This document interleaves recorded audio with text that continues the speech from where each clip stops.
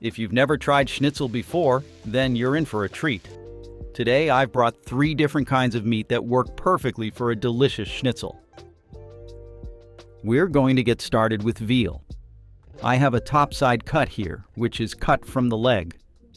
The meat is nice and tender, low in fat, and very popular for traditional German schnitzel. This is pork neck, a cut from the neck and shoulder area.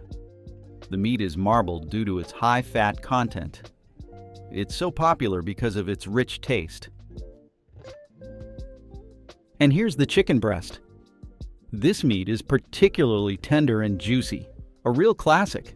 It has a very mild taste and is the best chicken cut to use. Maybe you've heard of Wiener Schnitzel before. It's a classic dish that originally comes from Vienna. To make a truly authentic Wiener Schnitzel, you have to use veal. In order to make a nice, big schnitzel, use a cut of veal that weighs about 6 ounces. But make sure you have a pan big enough at home.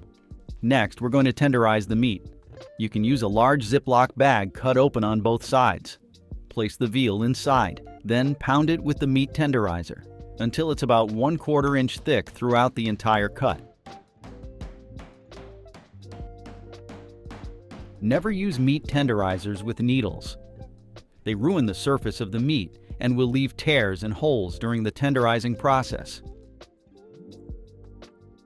Season the meat with salt and pepper, then it's ready to be breaded and fried.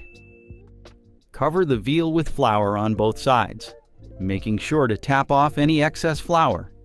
Whisk some eggs for the egg wash, then cover both sides of the meat with it. Let any extra egg drip off, then coat both sides in breadcrumbs. Avoid pressing down too much on the breadcrumbs to make sure the breading stays nice and light.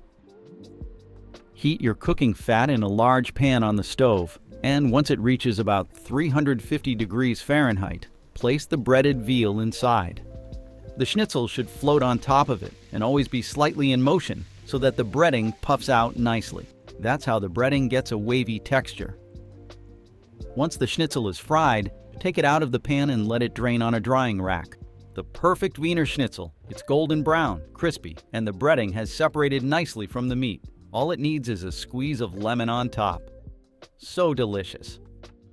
To get the perfect crispy, crunchy coating on any food, it all starts with the breading. The best technique uses the following steps: seasoning, flouring, coating it with egg, and finally breading it. When flouring your schnitzel, whole wheat flour works best because it binds less to the meat, making it easier to coat. When preparing the egg wash, whisk the eggs lightly. The size of the breadcrumbs you use also makes a difference. If you want an extra crunch, using panko or homemade breadcrumbs will do the trick. If you want to add an interesting twist, you can also use crushed chips, pretzels, sesame seeds, oats, crushed hazelnuts, or even Parmesan cheese. We tried out pretzels and mustard for this one. Super delicious.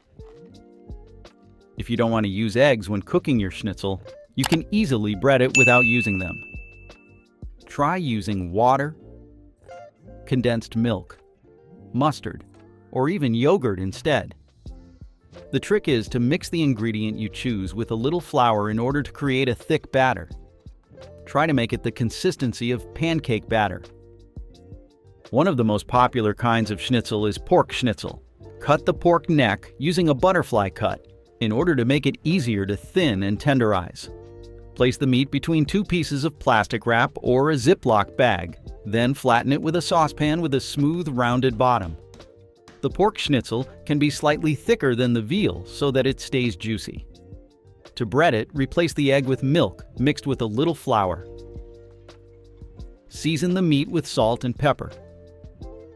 Bread it and fry it floating in vegetable oil. Once you flip it over, add a good spoonful of butter. And just like we did with the Wiener Schnitzel, keep it moving so that it puffs up in the pan.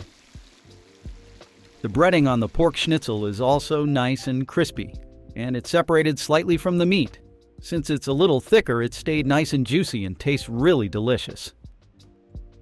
To make your schnitzel with a cornflake breading, just use unsweetened cornflakes instead of breadcrumbs, and crush them right in their packaging.